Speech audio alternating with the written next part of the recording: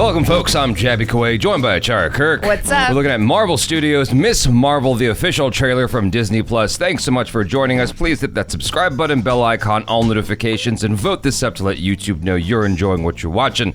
All right, Miss Marvel, let's jump into this.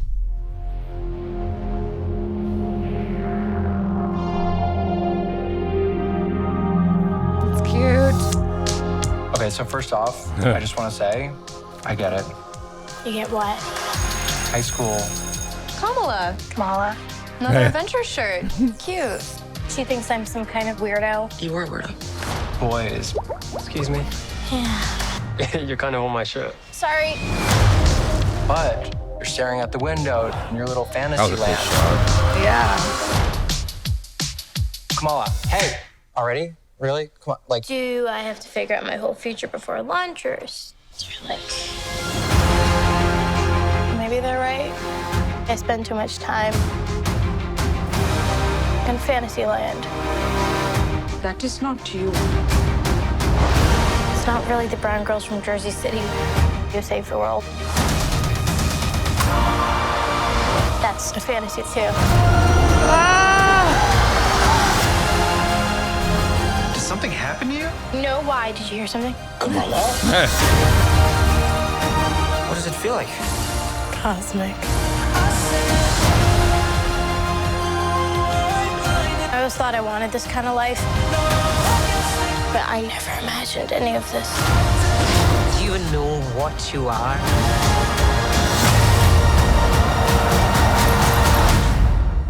I'm a superhero. Yeah.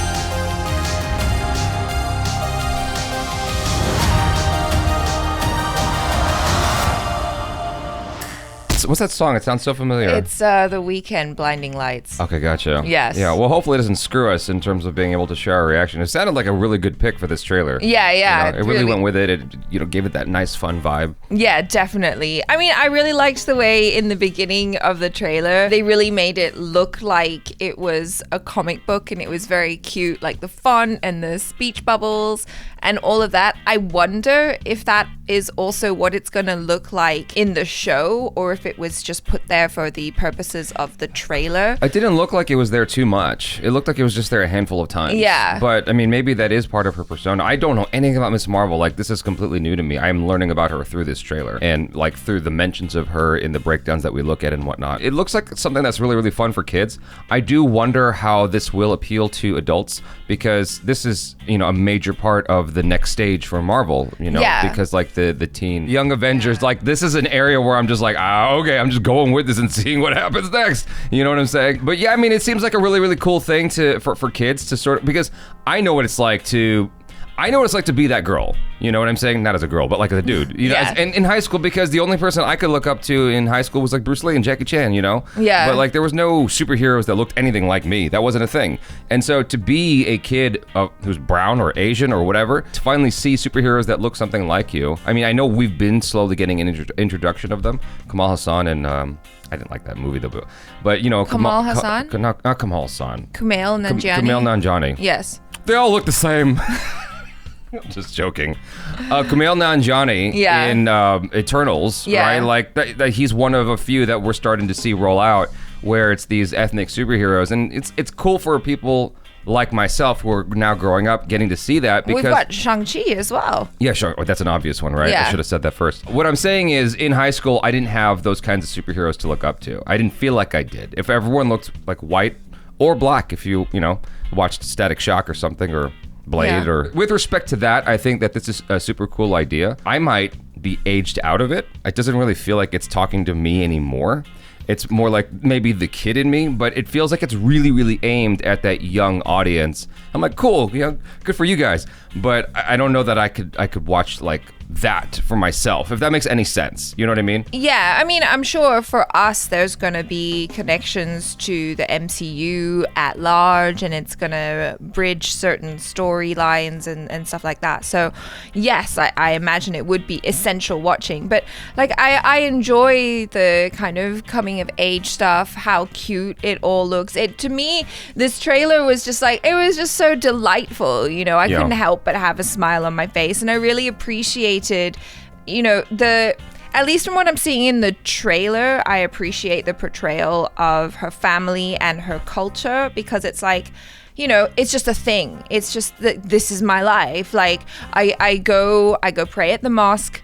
I have a bunch of family members, like her uncle's there, extended family, this, that, and the other. And it's all just kind of nuanced in there with it being like, well, that's just her life. It's not like, whoa, we have to put it all in there. Do you know what I mean? Like, it just feels like, oh, that's her character, and it's an important part of who she is, and she's discovering herself, and at the same time she's gaining these superpowers, so she's also discovering herself while discovering these new powers, and it's a pivotal time of change in her life. Yeah, I mean, it could also be analogous to just changing us into a grown-up. Yeah, or a panda.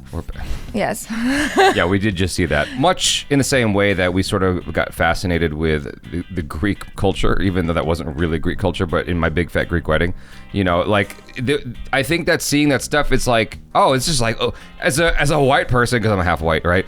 As a white person, like, I get to have insight into that lifestyle, into that culture, what it's like to be her, and, you know, and be that ethnicity. And as a minority or someone, well, you mentioned My Big Fat Greek Wedding, and even though I'm not Greek, when I watched that film, I absolutely loved it, because there were so many aspects of it that I was like, oh, I can totally relate to that. You know, there are characters in my life, in my family, who are like those people in that film. And so I absolutely loved it. That's probably also part of the aim of it as well. It's like, even though this is a different culture from what we are used to in the States, there's going to be relatability, you know, because at the end of the day, she's still a person. She's still a person, and she has a family, and we're people, and we have families, or people who are our, you know, family that we choose, and family that we are, you know, are ours by blood. And so, yeah, it's fun. It's interesting. It's funny that you mentioned that, because, like, I didn't even think twice about it when we saw her at the mosque, and we saw, like, any aspect of her, just her being ethnic, right? Yeah. I didn't even think about it, like, it was a fleeting thing, and I'm like, oh yeah, and then moved on back to the story. Well, yeah, and that's how it should be. Yeah. You know, like, I feel like that is the best portrayal of it, is like, oh, like, that's just her life, and it makes sense to show it because for whatever reason it's important to her. Like, maybe it's important to her because that's part of her identity, and so, you know, they bring it up.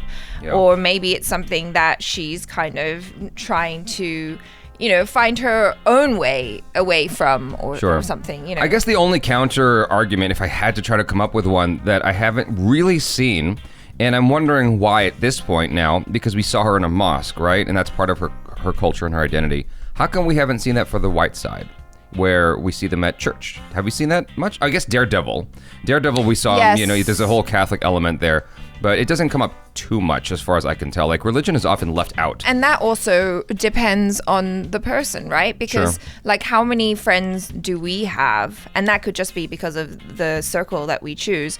But how many friends do we have that are, you know, constantly talking about church, or how that's an important part of their life? I know. You know what I mean? I'm just saying, like, I just don't see that often, and I'm not opposed to it. If it's part of your identity as a character, it's not going to feel like you're shoving Jesus down my throat. I'm just saying, like, you know what I mean? I mean, Starlight, her faith is a big that is part. Not Marvel. I know that's not Marvel. I thought you were just talking about superheroes in general. No, I'm specific. I'm being very specific to Marvel right now, because Marvel is the one that's trying to make waves by doing something different. That's why. Anyways, you guys, thanks so much for hanging out with us. Hopefully you enjoyed that. Do subscribe if you haven't already. Hit that bell icon, please, all notifications, and vote this up to let YouTube know you're enjoying what you're watching. I'm Jabby Kuwait. This is Achara Kirk. Peace out.